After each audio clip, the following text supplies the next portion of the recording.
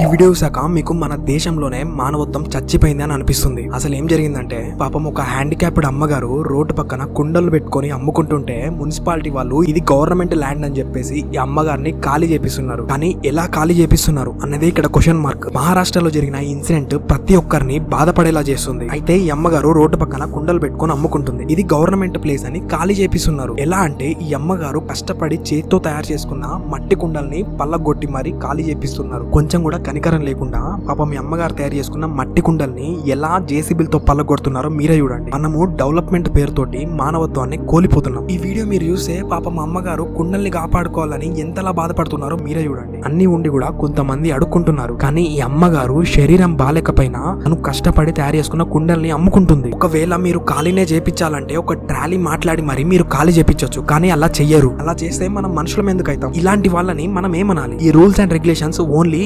పేదవాళ్ళకే వర్తిస్తాయా? మనము రోజు రోజుకి మానవత్వాన్ని కోల్పోతున్నామా? ఈ వీడియోని ప్రతి ఒక్కరికి షేర్ చేయండి. ఎందుకంటే ఒక మనిషిని బాధ పెట్టి ఎవ్వరు పైకి రారని అందరికి తెలియాలి. అండ్ గవర్నమెంట్ కూడా ఇలాంటివి ఏమైనా చేసేటప్పుడు ముందు నోటీసులు పంపించి అప్పుడు చెయ్యాలి.